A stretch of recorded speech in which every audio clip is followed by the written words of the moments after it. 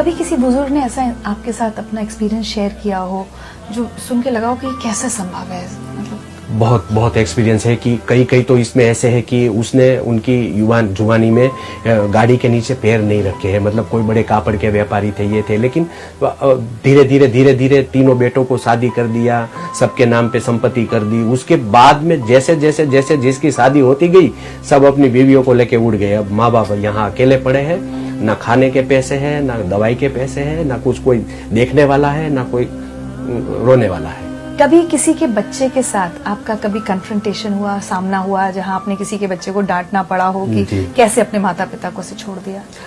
मैंने जब ये टिफिन सेवा शुरू की तो मुझे ऐसा एक ख्याल आया था कि मैं क्यों ना इन लोगों के बेटे को मिलूं और सारी बातें समझाऊं। तो एक दो लोगों को मैंने फोन किया था कि भाई ऐसी ऐसी हालत है, अगर आप अपने माँ बाप का मुझे खाली पैसा दे रहे हैं जो मैं सेवा कर रहा हूँ, मैं ये नहीं बोल रहा आप आके इधर साथ में रहो, उनको खाना दो, जो मैं दे रहा हूँ वो अगर आप मुझे उनका पैसा देंगे तो मैं जो जिसका कोई नहीं है उसका कर पाऊंगा। तो उन लोगों की बात सुनी, उन लोगों का जब मैंने फोन पे टोन सुना तो मुझे वो बोल रहे हैं कि शायद मैंने आपको फोन किया था क्या मेरे माँ बाप को आप टिफिन दो, या मैंने लेटर लिखा था क्या आपको कि मेरे माँ बाप को टिफिन, मैं नहीं दे रहा हूँ, तू भी मत दे।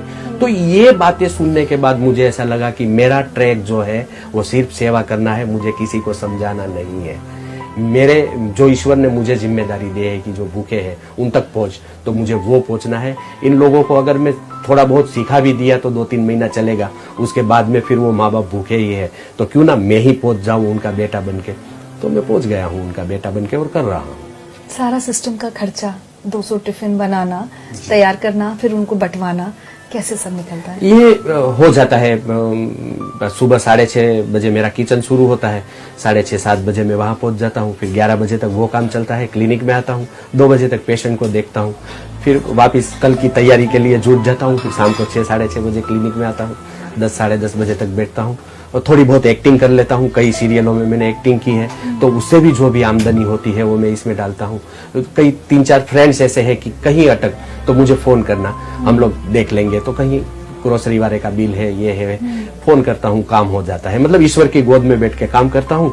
लोगों को मैं दिखाई देता हूँ, ईश्वर नहीं दिखाई देता है, लेकिन हालांकि वो पूरा कर देता है। 11 साल में कभी तकलीफ नहीं आई है। और बुजुर्गों के इतने आशीर्वाद आप अपने साथ ले रहे हैं, तो मुझे लगता है कि वैसे भी कोई काम अटकना नहीं चाहिए। बिल्कुल। इन 11 साल में अगर मैं आपसे पूछूं, कभी एक दिन ऐसा आया कि ऐसा लगा कि मैं नहीं कर पा रहा हूँ, अब ये काम बंद करना पड़ेगा?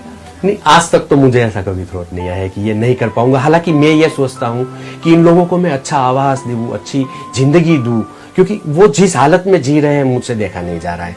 तो मैं 4 साल से प्रयत्न कर रहा हूँ कि उनके लिए एक आवास बनाऊं। मैं ना उसको वृद्धाश्रम बोलूंगा और ना ही उसको ओल्ड एज होम बोलूंगा, मैं माँ बाप का मंदिर बोलूंगा। और कहीं नहीं है, मुझे माँ बाप का मंदिर बनाना है, इन सबको साथ में रखना है, उनकी पूजा करनी है, उनकी आराधना करनी है मुझे, कि ये जो मेरे भगवान है वो भूखे हैं। तो मैं आपके जरिए मैं सबको वही प्रार्थना करूंगा कि अगर आप नहीं कर सकते हैं तो कुछ नहीं, लेकिन आप जो है मुझे सहारा दीजिए। मैं इन भगवान को, मैं इन ईश्वर को, मैं इन सबकी सेवा करूंगा, मैं पूजा करूंगा माँ बाप की। 11 साल में सबसे यादगार कोई बुजुर्ग की कही हुई बात जो आपको ऐसा लगता है कि बस यही मेरी ताकत है, इसके दम पे मैं कुछ भी कर जाऊंगा? बातें तो बहुत सारी आती है, लेकिन एक जो ये मेरी जिंदगी में हुआ है कि एक कुछ 82 इयर्स ओल्ड लेडी मेरी क्लिनिक में आई। तो मैं कैमरे में देख रहा था, तो मेरा मैनेजर है भरत भाई, उसको मैंने बोला कि ये माँ जी आए हैं, क्योंकि हमारे उधर कोई ओल्ड एज वाले आते हैं तो हमको यही लगता है कि भैया कोई टिफिन के लिए आए हैं। तो मैं बोला पेशेंट बहुत है, तू एक काम कर, उसका नाम लिख ले और उसको बोल कल से टिफिन आएगा। तो वो माँ जी ने मतलब ऐसा भरत भाई को धक्का देके अंदर आई क्लिनिक में और बोली मैं कुछ लेने नहीं, मैं कुछ देने आई हूँ। हालांकि उसको देखा मैंने कि मतलब बहुत सारी पुअर जैसे, मतलब वो लकड़ी भी उसके हाथ में थी, तो वो पेड़ की कटी हुई डाली थी और साड़ी भी कुछ मुझे नहीं दिखाई दे रही थी। उसने यहाँ आके कुछ कपड़े में कुछ बांधा था, तो वो मेरे टेबल पे उसने खोल के रख दिया कि ये सारा जो है तेरे टिफिन सेवा में यूज कर लेना। उसमें 10 पैसा भी था, 5 पैसा था, 2 पैसा था, 25 पैसा था। तो ये देख के मुझे ऐसा लगा कि ये जो है उसने कई सालों से ये मूड़ी जमा करके रखी थी, और ये सारी जो मरण मूड़ी है मैं कुछ नहीं कर रहा हूँ। उसने जो दिया है ना, मैं ये 11 साल से कुछ नहीं कर पाया। उसने जो मुझे पूरी अपनी जिंदगी दे दी, वो अपनी पूरी मरण मूड़ी दे दी है। तो मैं ये सोचता हूँ कि अगर इसके पास कुछ नहीं है, खाने को कुछ नहीं है, पहनने को कुछ नहीं है, वो अपने जो भी बचाए हैं इतने पूरी सालों जीवन में की पैसा, जमा पूंजी। वो सब मुझे देने आई है। भगवान ने बहुत कुछ दिया है लोगों को, उसमें से 1 रुपया खर्च ही नहीं कर सकते उसने। और जब भी मुझे कुछ प्रॉब्लम आती है या मैं कुछ सोच में पड़ जाता हूँ, मैं वो पोटली के दर्शन कर लेता हूँ। मुझे इतनी ऊर्जा मिलती है वो काम से कि बस मैं दौड़ने लगूं बस।